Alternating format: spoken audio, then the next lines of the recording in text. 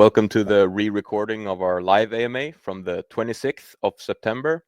Unfortunately, we were not happy with the audio, so we thought we'd recreate it for you guys. So here we go, take two. We have a lot of exciting news on new and progressing partnerships for you, as well as many great and interesting questions from you guys to answer. But first off, I'll go ahead and introduce myself, as I am the newest addition here at StarLaunch. My name is Erling. I am the CMO or Chief Marketing Officer here at StarLaunch, but I like the sound of marketing guy better. So let's just go with that. It's more casual. Outside my role here at StarLaunch, I am studying psychology at uni, soon to graduate and acquire my license as a clinical psychologist, which I think which is a passion of mine and which actually ties into marketing in more ways than you'd think. Now, this is not my first time being involved in the marketing industry, as my family owns and runs an advertising agency that mainly produces commercials for TV and social media. I've been heavily interested and involved in the crypto space since 2016, following along development during all this time. So all in all, I feel that this role in this company is an excellent fit for me. So yeah, it's just very engaging to be working on and developing marketing strategies, promotions, campaigns, plans, and so forth to really expand that side of what we do here at StarLaunch. But that's enough about me. Joining me, we have some familiar faces, or voices, I should say. Kurt, Philip, and Paula. How are you guys doing today? Great. Doing good. Yeah, just just came back this week from Singapore. Was quite an interesting journey, but I'm sure we'll go into that in more details later. We sure will. Yeah. Why don't you go ahead and introduce yourself, Kurt? Hey everybody, my name's Kurt. I'm one of the project managers here at StarLaunch. I also do some BD and odds and ends here at StarLaunch. I've been here since day one in 2021, and I'm still going strong. And yeah. Awesome. Next up, we have the powerful Philip. Hey, why don't you make your introduction, Philip? The powerful, yeah. But yeah, Kurt has been an OG with us since the beginning, so big shout outs to him. But for me, some of you guys may recognize me since only 9 months back. But in reality, I was with StarLaunch at the founding. I helped build the original website and the application you guys use when participating in sales and staking and so forth. So I was leading that project. I have about 8-year background as a developer, and in the last few years I've been leading a few development team. And I got the question 9 months ago if I wanted to come back to StarLaunch and take over the development team and lead on to new see what we can do with that. And you guys might have noticed that we have done some quite nice updates in this last few months, especially on the sales page. We have a completely new sales page that we have tried out now for a few sales.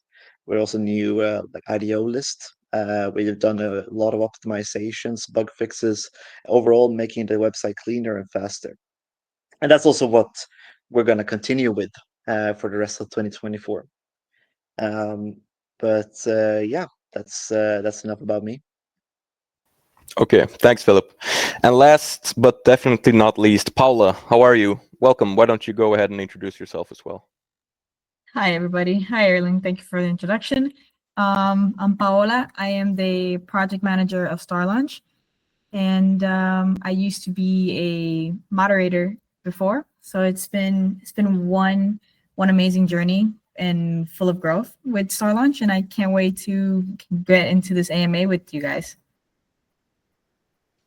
Awesome. Okay. So here we are, guys. And before we get to all these great questions, Philip and Paula, welcome back from Singapore. You two seem to have had an exciting time at Token2049 and Breakpoint, to say the least. Tell us about it.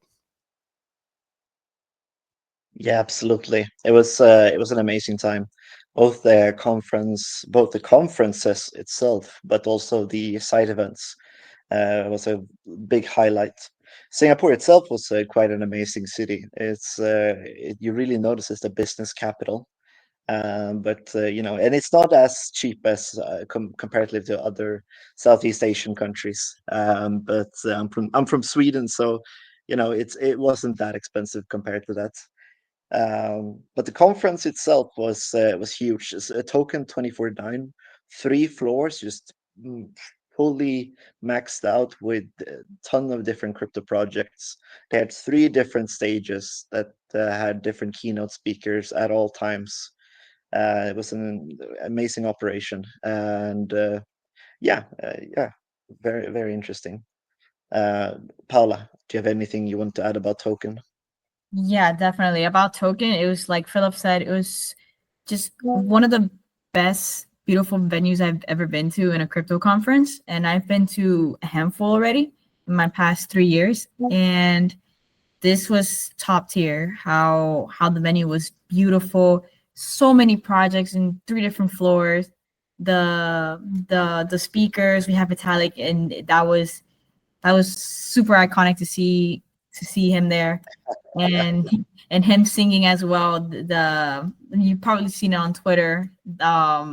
Him singing an anime intro to I think Philip knows the name of the anime here. Yeah, Castle Sky. It's a Studio Ghibli movie. Yeah. So, but besides that, the conference was just amazing, as well as meeting projects, KOLs in general. And the best part of this whole entire trip was just the side events, the parties, and just so much networking and so many people we've met, that it's been super beneficial for us, and we can't wait to share it with you guys in the future. Yeah, absolutely. I've had non-stop meetings since I came back, and there's a lot of promising partnerships.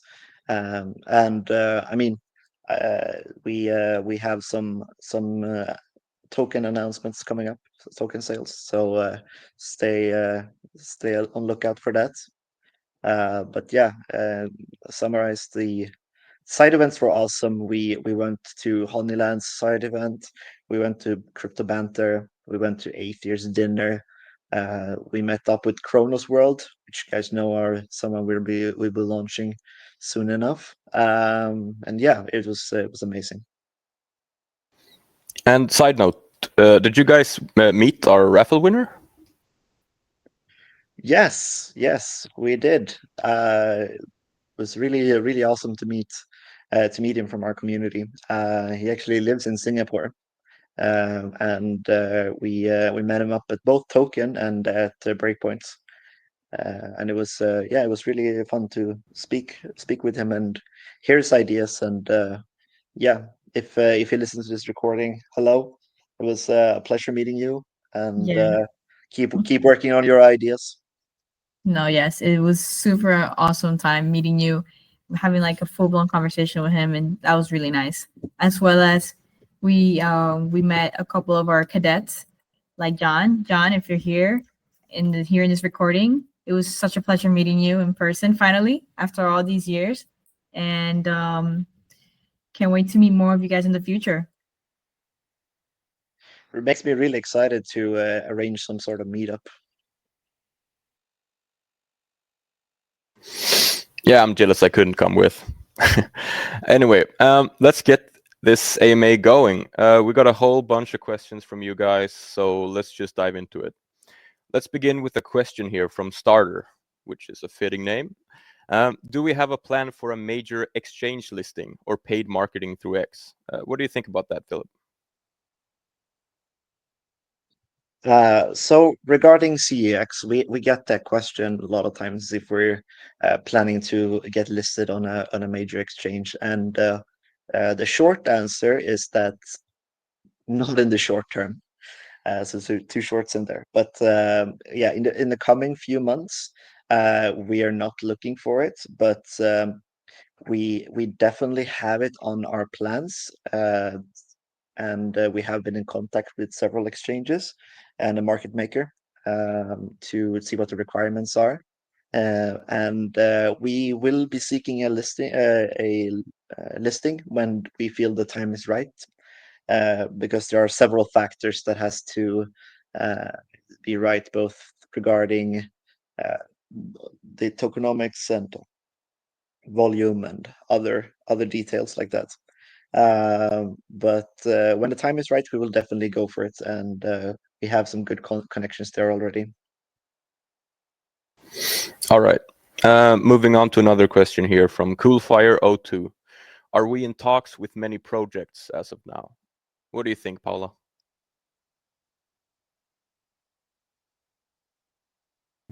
All right. Sorry for that.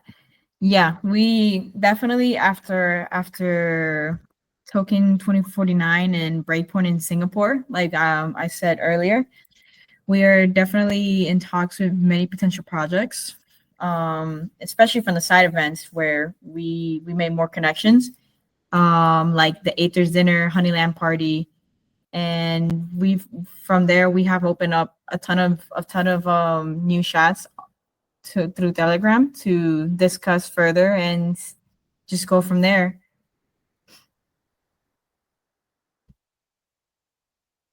All right. And here's another one. NFB wonders, is there a concern that projects will no longer look to partner with platforms like StarLaunch to launch their tokens and projects? Are there plans to get ahead of the game here and offer a self-service project launch via StarLaunch? Maybe you have to stake stars to access it and burn hydrazine to launch tokens. Would be keen to know how we pivot and lean into the new DIY launch meta that is appearing at the moment. So how are we leaning, Kurt? What's up? I think the DIY meta is a very cool thing that we have looked at exploring in the past. I think it's become more and more popular.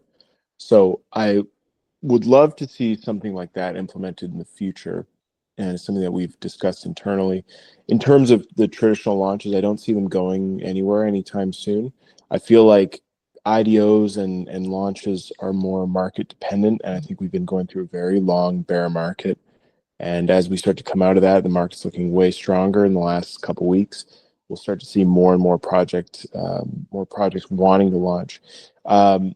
The interest in projects has not slowed down during the bear market, only the timing of launches.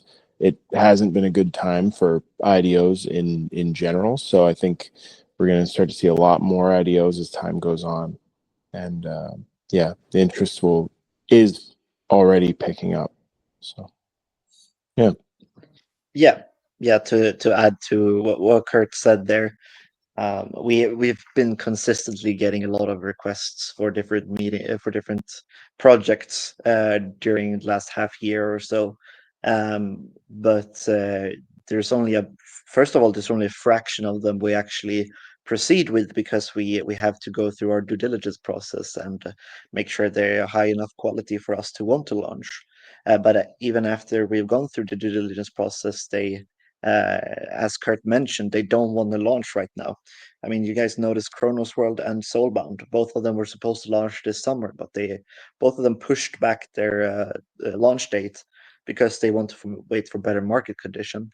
But the project is working. It's they have been building. They have been working with both their community and investors and marketing, and I mean the games itself. As I say, we met up with Kronos World in Singapore, and what they're building looks amazing. I know Soulbound was also at I think TwitchCon recently, and yeah, and we have several other projects that we haven't announced and we are in talks with, but they just want to delay their launch.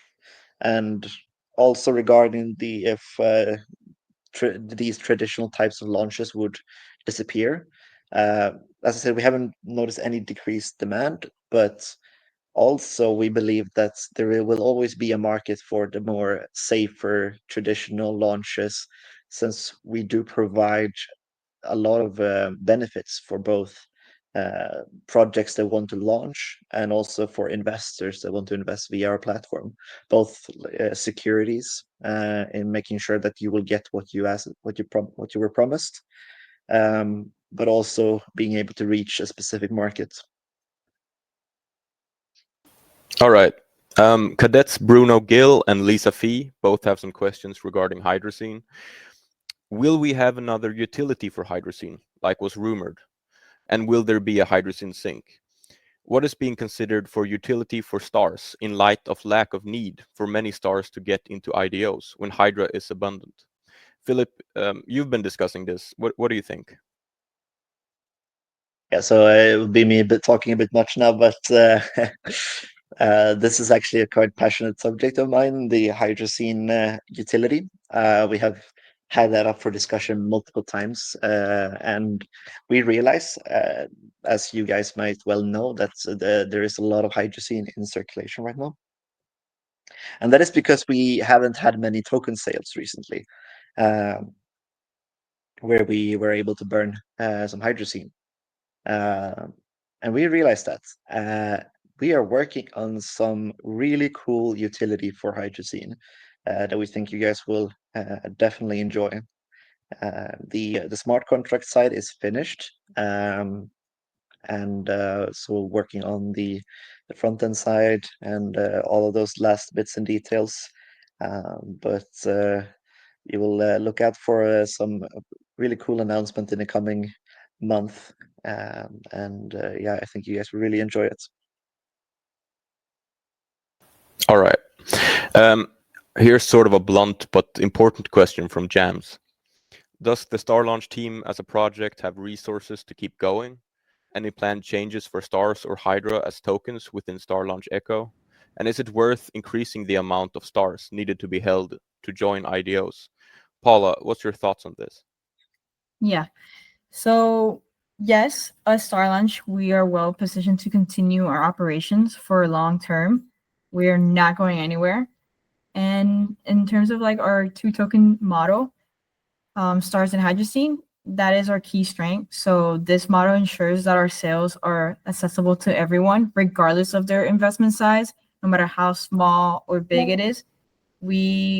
This has been what's been working, and we'll continue to do that. We've experimented with various minimum star stake values in the past, but just found that they had a negative impact in participation. So just stake stars, earn hydrazine, and burn it to get IDO and allocations. That's simple as that. And that's what makes us unique. Yeah, absolutely. And I just wanted to add there that we are looking into one change in the staking system, because we have heard the feedback and we realize it also that if a new user comes and wants to participate in sales, they don't have any hydrazine. So they need to stake to get hydrazine, but it will take a minimum of 90 days to get that hydrazine. Or not minimum, because they can claim it early, but you understand it needs to accumulate a bit.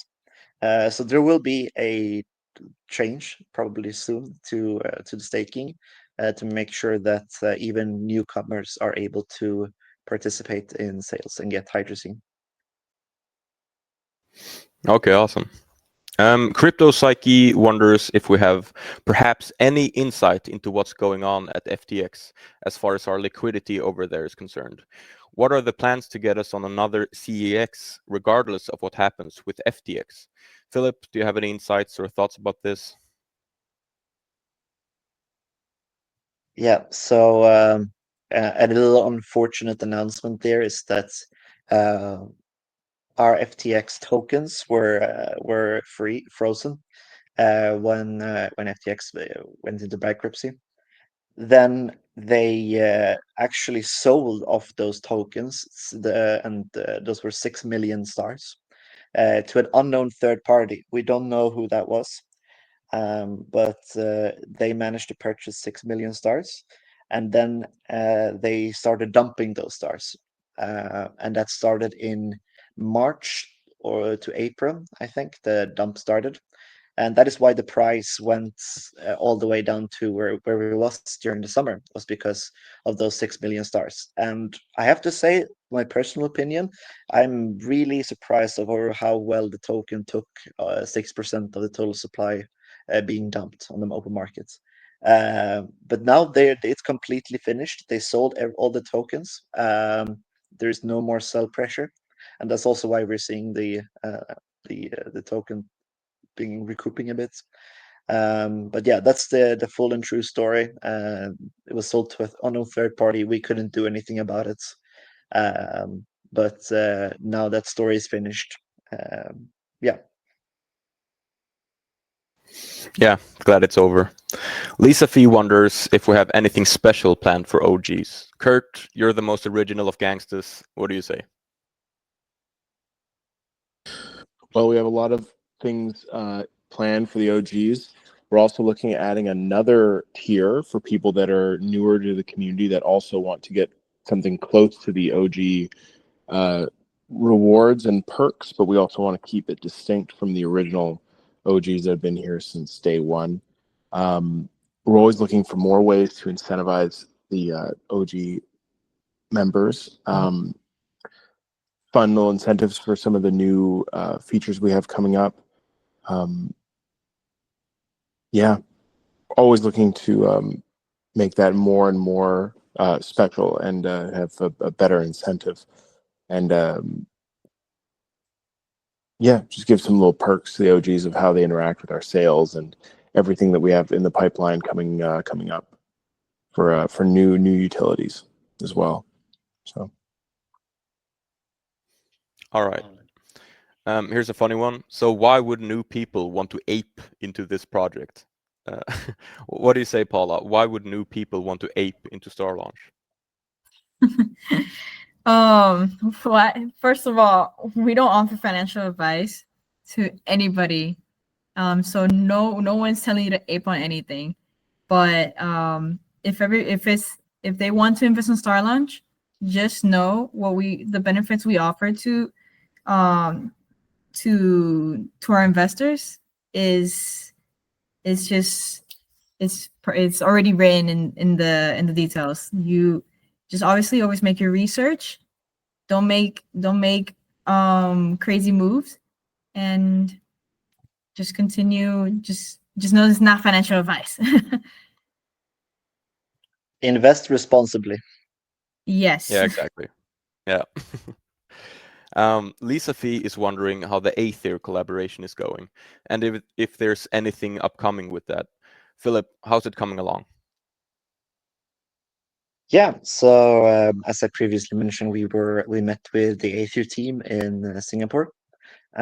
We went to their dinner they had, which was quite nice. They had an entire clubhouse with a floor for themselves, which was it was kind of quaint, little small kind of club-ish restaurant with a bar in the middle. But yeah, we ate food there, we drank, and we discussed not only with Aether but other projects that were there, but mostly with Aether. We discussed our partnership, what we're looking forward to working towards, and yeah, I mean they do really see us as one of their key strategic partners. We have helped each other out a lot actually during this last half year. I'm not sure if you guys know, but Aether refers us projects, and Carve, for example, was one of the projects they referred, and Revolving Games was also a project they referred. So yeah, the partnership is working well and active. So yeah, look forward to more interesting things coming from there. Okay, nice. Here's a question from MR. Considering the amount of Hydra available, why in various of the last sales was it chosen not to burn away? Philip, what's the thought process behind that? Yeah, so we wanted to add a hydrogen price. Believe us, we wanted to, but we could not due to that we needed to stay competitive. There was a lot of other places where you could buy those notes that sold them for pretty good prices, very low markup, incredibly low markup. We barely made any money at all on those note sales because we had to cut our markup so low, and we couldn't justify adding any hydrazine on those sales. But we will definitely, but of course, as usual, Hydrocene will be for the normal token sales, and we have them. We have token sales coming up. Don't you guys worry about that. We just had a few node sales lately. We wanted to see how you guys liked it, but we see that the appetite is running out for nodes, so we will be focusing on some more token sales now. Tolga is wondering, will StarLaunch publish its fairness and transparency criteria, which projects to choose or not, and why?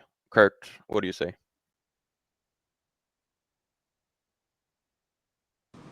I guys was fumbling with the mute button.